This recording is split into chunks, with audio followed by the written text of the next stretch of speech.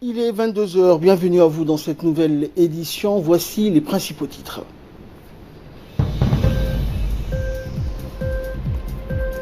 Visite de travail de 2 jours donc, du président somalilandais qui a été reçu aujourd'hui par le président de la République. Et concernant donc cette rentrée scolaire, les élèves des lycées également sont de retour en classe. Et dans l'actualité internationale, Boris Johnson croit aux chances d'un accord concernant le Brexit. Merci à vous de nous rejoindre. Le président de la République autoproclamée du Somaliland, Moussa Bihi Abdi, à la tête donc d'une importante délégation, est arrivé aujourd'hui à Djibouti pour effectuer donc une visite de travail de 48 heures. À sa descente d'avion, le président somalilandais a été chaleureusement accueilli par le Premier ministre Abdelkader Kamel Mohamed, par de nombreux membres du gouvernement, à savoir le ministre des Affaires étrangères, Mohamed Ali Youssouf, le ministre de la Défense, chargé des relations avec le Parlement, Hassan Omar, le ministre de l'Agriculture, Mohamed Ahmed Awale, pour ne citer que cela. Et le président de la République autoproclamée du Somaliland, Moussa Bihi, a salué l'ensemble des membres du gouvernement et s'est ensuite dirigé aux côtés du Premier ministre vers la salle d'honneur de l'aéroport international de Djibouti. Par ailleurs, le Premier ministre Abdelkader Kamel a souhaité donc la bienvenue au président Bihi et à sa délégation et a ensuite donc échangé avec ce dernier sur les relations d'amitié et de coopération entre Djibouti et le Somaliland. Le déplacement du président Bihi à Djibouti s'inscrit dans le cadre des contacts et échanges directs et périodiques entre les dirigeants des deux parties.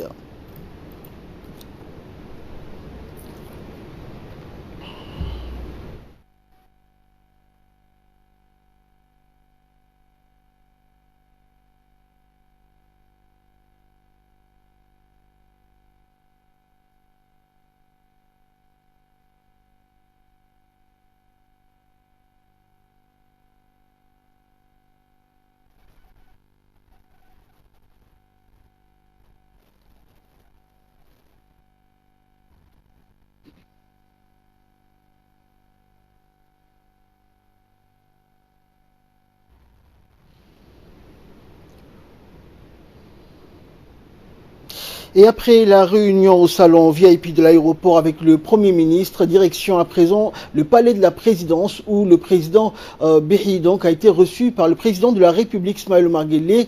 En fin de matinée donc, le président de la République autoproclamée du Somaliland, à la tête donc d'une importante délégation, rappelons-le, effectue depuis ce matin une visite de travail de 48 heures à Djibouti. Le déplacement du président Bihi à Djibouti s'inscrit dans le cadre des contacts et échanges directs et périodiques entre les dirigeants. La réunion en tête-à-tête avec le président de la République a constitué la principale étape de la réception du président somalilandais au palais de la République. Les relations d'amitié et de coopération entre Djibouti et le Somaliland ont été évoquées au cours de cette rencontre.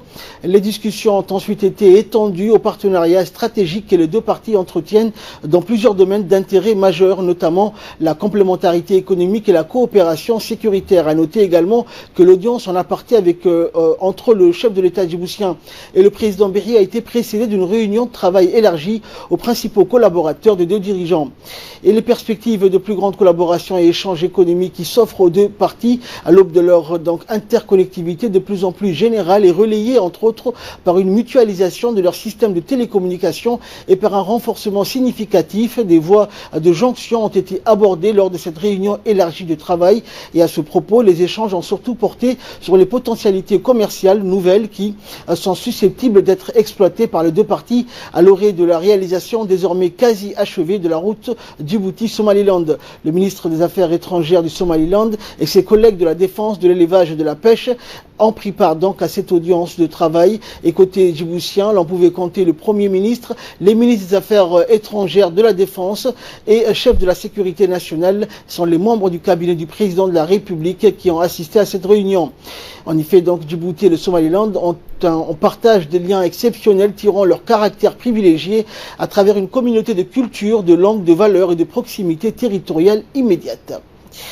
Et à l'issue de cette rencontre entre les deux dirigeants, le ministre des Affaires étrangères du Somaliland, Yassine Hadji Mahmoud, nous a accordé donc une interview dans laquelle il a remercié donc le président de la République de Djibouti et le peuple djiboutien pour l'accueil chaleureux qui leur a été réservé. Il a rappelé donc que les deux dirigeants ont abordé plusieurs sujets qui concernaient notamment les domaines sécuritaires, économiques, sociaux et autres pour travailler ensemble davantage et pour une coopération fructueuse. Et pour sa part, son homologue djiboutien, le ministre des Affaires étrangères et porte-parole du gouvernement Mahmoud Ali Youssouf, a indiqué que le président de la Somaliland avait entamé aujourd'hui une visite de 2 jours et les deux pays entretiennent une relation extraordinaire et cela montre et donc montré par le nombre de Djiboutiens qui partent en vacances chaque année à Hargeisa, et cela montre également les relations étroites qui existent entre Djibouti et le Somaliland, mais il a aussi donc une vision commune que partagent les leaders des deux pays.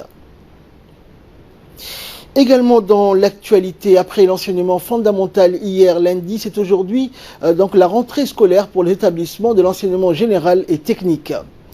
Les élèves et les enseignants de cet ordre de l'enseignement ont donc tous regagné leur établissement avec la même ardeur et le même enthousiasme que leurs camarades des collèges et écoles de base. Pour l'enseignement général et technique, c'est environ 40 000 élèves qui ont repris le chemin des établissements dans l'ensemble du pays. Il faut noter également que cette année, un nouveau dispositif d'information et d'orientation a été mis en place pour que les élèves puissent faire un choix éclairé de filière.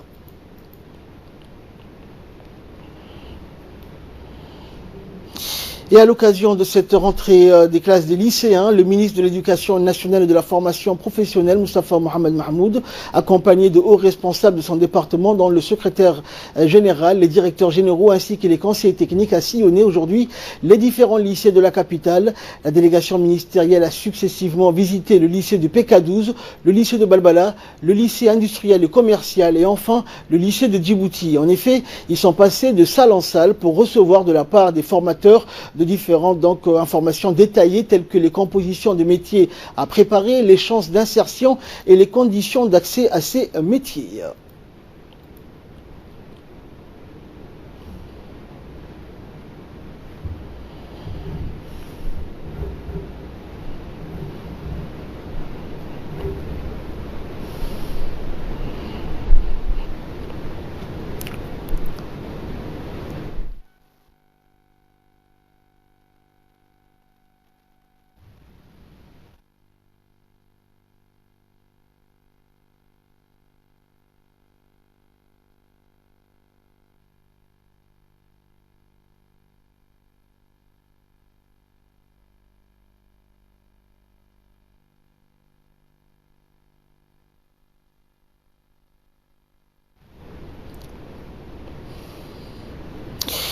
Et l'équipe du CRIPEN, donc à l'issue de cette tournée, l'équipe du CRIPEN qui a couvert cet événement a pu recueillir des réactions des uns et des autres. Regardez.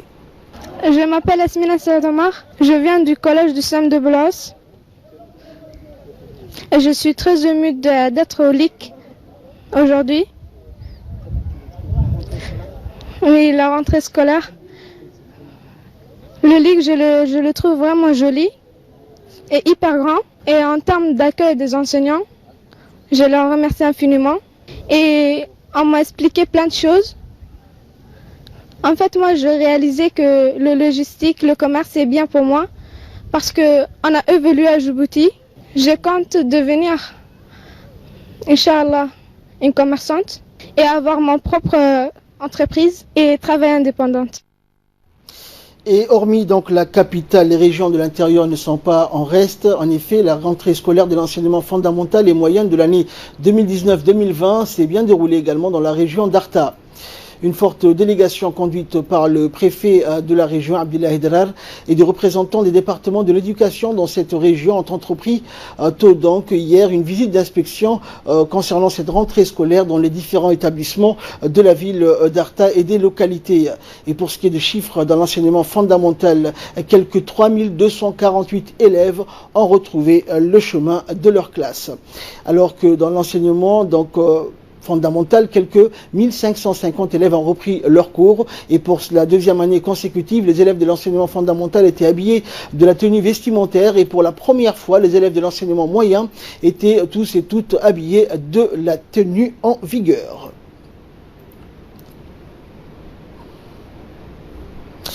En effet, donc, comme à l'instar des autres régions de la capitale, la rentrée scolaire 2019-2020 a également eu lieu dans les écoles de la région de l'Unité.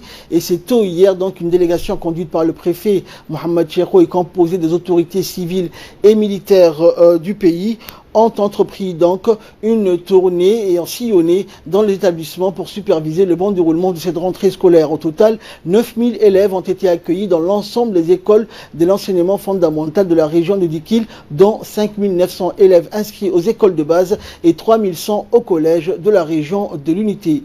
Les enseignants affectés au collège de la région de Dikil ont été tous présents à leur poste et ont accueilli les élèves dans une atmosphère marquée par la joie et les retrouvailles.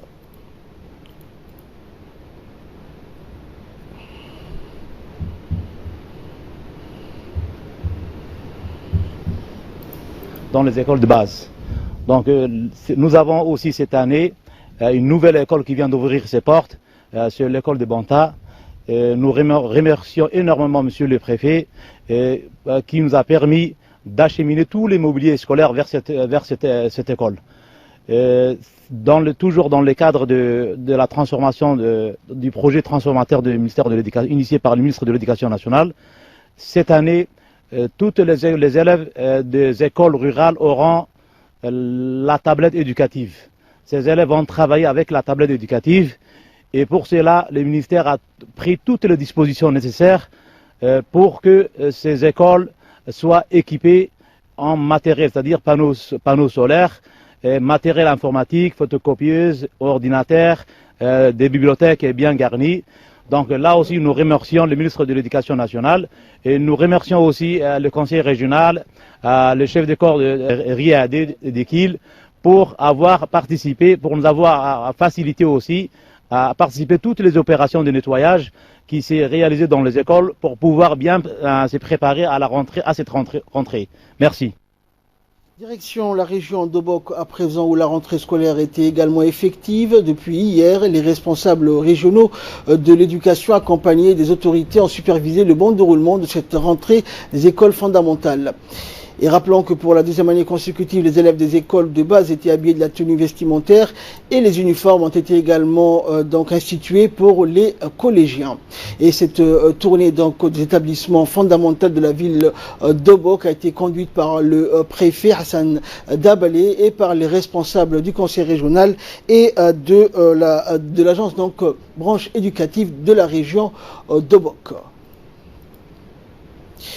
Et la rentrée scolaire s'est déroulée normalement également dans de bonnes conditions sur toute l'étendue de la région d'Ali Sabi avec un effectif total de 8500 et donc ont tous retrouvé le chemin de l'école. C'est dans ce contexte d'envergure nationale qu'une délégation conduite par le préfet de la région est composée des responsables de la préfecture et du conseil régional ainsi que des hauts gradés donc de l'armée et des institutions donc des forces de police et de la gendarmerie ont pu donc accompagner l'autorité locale de la ville d'Ali Sabié pour donc s'enquérir des bonnes conditions de cette rentrée scolaire.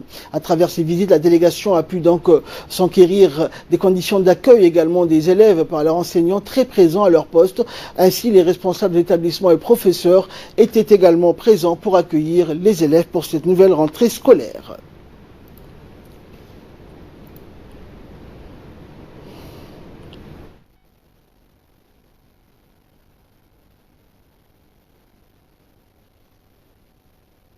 L'ère 2019-2020 a repris normalement. Les quelques 9000 élèves de l'école de base au secondaire ont repris le chemin de l'école depuis hier. Les enseignants sont tous présents à leur poste d'affectation. La nouveauté de cette année, qu'une nouvelle école rurale de Danan a été créée sous la préfecture d'Ali Adé. Et ce communiqué qui nous parvient de l'ambassade des États-Unis à Djibouti et qui a le plaisir donc d'informer que les candidatures à la bourse Mandela Washington Fellowship 2020 débuteront à partir du 12 septembre prochain. Le Mandela Washington Fellowship est le programme phare de l'initiative des jeunes leaders africains communément appelés YALI et représente un élément clé de l'engagement du gouvernement américain pour investir dans l'avenir de l'Afrique. À l'été 2020, 700 jeunes leaders africains seront sélectionnés pour participer à un cours de formation de 6 semaines dans une université américaine de haut niveau dans l'une des 3 filières suivantes: les affaires et l'entrepreneuriat, le leadership civique ou la gestion publique. Une session de groupe spécialisée sur l'énergie sera également disponible. Une importante délégation conduite par le colonel Zakaria Hassan Aden, chef d'état-major de la gendarmerie nationale, s'est rendue cette semaine en Chine pour une visite de travail. Samatar Saïd nous en dit plus. Cette visite permet également de réaffirmer les liens de coopération qui unissent la gendarmerie djiboutienne et la police armée populaire de Chine. Un accueil de plus chaleureux a été réservé à la délégation conduite par le chef d'état-major de la gendarmerie. Pour débuter, la délégation a bénéficié d'une visite guidée de l'école de la police spéciale et de la police l'armée populaire de Chine. Le colonel supérieur Zhang Li, commandant de cette école, a exhibé à la délégation djiboutienne les différentes installations et moyens dont l'école disposait. Poursuivant la visite, a été reçu par l'état-major de la police de l'armée populaire, par le général d'armée Zheng Jie, chef d'état-major de la police armée populaire, et son adjoint, le général de division Zhang Yu. Les échanges entre ces responsables ont permis de mettre en exergue l'excellence des relations et de coopération entre la Chine et la République de Djibouti. Le chef d'état-major a également pu discuter des renforcements des capacités humaines et matérielles au profit de la gendarmerie de Djibouti. A rappelé que les formations internationales constituent une base solide pour le renforcement des capacités humaines de la gendarmerie. Cette perspective fait partie intégrante de la volonté du haut commandement de la gendarmerie. Continuons la visite. A eu un entretien avec le général de corps armé, Jui Guo, directeur du bureau de la coopération militaire internationale de la commission centrale militaire. Cette rencontre s'est déroulée au salon d'honneur en présence d'une importante délégation d'officiers supérieurs du même bureau. À travers cette rencontre, les responsables militaires ont pu manifester leur volonté commune d'entretenir les liens privilégiés qui existent entre les deux pays. Pour clôturer son périple en Chine, la délégation conduite par le colonel Zakaria Hassan Aden s'est rendue à Shanghai au sein de l'école du premier détachement mobile du corps de Shanghai de la police de l'armée populaire de Chine. La délégation djiboutienne a été reçue par le général de division Huang Dua, commissaire politique du corps de Shanghai, et le colonel supérieur Shen Liu, commandant du premier détachement du corps de Shanghai. Au cours de cette dernière visite, la délégation de la gendarmerie djiboutienne a pu visiter une démonstration de grandeur nature des personnels du premier détachement mobile ainsi que la présentation des moyens dont ils disposent. L'ensemble de la visite de travail s'est déroulé dans une ambiance chaleureuse et fraternelle. Ce fut pour les deux parties une opportunité de renforcer la coopération toujours grandissante entre la gendarmerie djiboutienne et la police de l'armée populaire de Chine. Santé à présent, le ministère de la Santé a organisé une cérémonie de clôture d'un atelier de formation sur les protocoles de prise en charge des nouveau-nés en faveur d'une vingtaine de personnels impliqués dans la prise en charge des nouveau-nés tels que les sages-femmes et les infirmiers anesthésistes des hôpitaux. La cérémonie a été donc sanctionnée par la remise des attestations au personnel ainsi formé, certifiant leurs compétences et leur parfaite maîtrise des techniques de monitoring et de prise en charge adéquate des nouveau-nés en milieu hospitalier. En effet, cette formation de 5 jours s'intègre dans le cadre du programme de réduction de la mortalité néonatale qui vise à prodiguer des connaissances et des compétences standardisées en matière de soins néonataux d'urgence afin de garantir une meilleure prise en charge thérapeutique globale de nouveau-nés. Écoutons à présent pour plus de précision Dr Timiro Aden, pédiatre donc à l'hôpital Cheikh de Balbala. On est arrivé aujourd'hui au terme de notre formation qui a porté sur la prise en charge du nouveau-né, que ce soit en salle de naissance mais également dans l'unité de néonatologie. Et cette formation a été dédiée aux différents personnels de santé qui interviennent dans la santé de la mère et de l'enfant. ce dit personnel qui exerce dans les différents hôpitaux, notamment les hôpitaux de référence de Djibouti-Ville, qu'il s'agisse de l'hôpital Cheko de Balbala, de la maternité de Dar el-Hanan, les différentes maternités des polycliniques, mais également les différents hôpitaux des régions. Alors cette formation a duré 4 jours, durant lesquels on a abordé plusieurs thématiques portant sur la santé néonatale et maternelle, afin de réduire la mortalité et la morbidité survenant sur ce couple vulnérable et fragile qu'est le nouveau-né et la mère. Alors ceci a été organisé grâce au ministère de la Santé, particulièrement la direction de la santé mère-enfant, que nous remercions de nous avoir joints à cette formation qui est fort utile pour renforcer les compétences de notre personnel, mais également pour pouvoir lutter contre les maladies qui peuvent être évitables et diminuer la morbimortalité du couple mère-enfant. Page nécrologie à présent pour clore l'actualité nationale. Nous avons le regret de vous annoncer le décès de feu Abdul Ghalil Ahmed Cavalier, survenu à Deridawa en Éthiopie dans la nuit du 29 au 30 août. Le défunt Abdul Ghalil était le fils aîné d'une grande fratrie de la famille Cavalier, était le père également de 9 enfants et grand-père de 20 petits-enfants. Partageant la douleur de la famille éprouvée, nous nous adressons nos sincères condoléances à la famille du défunt Cavalier et prions le très miséricordieux d'avoir pitié de son âme et de l'accueillir en son paradis éternel. Inna lillahi wa inna ilayhi raji'un. Et de là, nous passons à ce qui fait la une de l'actualité internationale. La campagne présidentielle tunisienne s'est ouverte donc officiellement hier, laissant apparaître de nombreuses incertitudes quant à la popularité de chacun des 26 candidats. Un mois après le décès du chef de l'État, Bekir Khaïed Essebsi, la campagne présidentielle donc s'est ouverte hier en Tunisie. Un scrutin aussi indécis que vital pour l'unique pays rescapé des printemps arabes de 2011 qui doit encore consolider ses acquis démocratiques.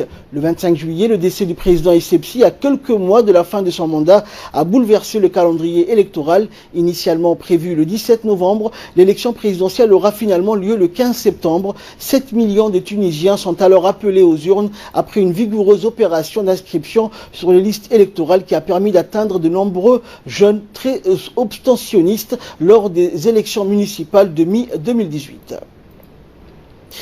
Et près de 200 personnes ont été secourues hier en mer Méditerranée par les gardes-côtes espagnols. Elles tentaient d'effectuer la dangereuse traversée de l'Afrique du Nord à l'Espagne dans des embarcations de fortune. Et selon les autorités espagnoles, 73 personnes qui se trouvaient à bord de 3 embarcations ont été sauvées dans le détroit de Gibraltar. Un autre groupe de 110 personnes à bord de 5 embarcations a été secouru dans la mer d'Alborán. Ces missions de sauvetage interviennent en plein débat en Espagne sur le rôle des navires humanitaires dans l'aide aux efforts gouvernementaux après qu'un navire espagnol, l'Open Arms, ait été au cœur d'une impasse avec les États européens le mois dernier.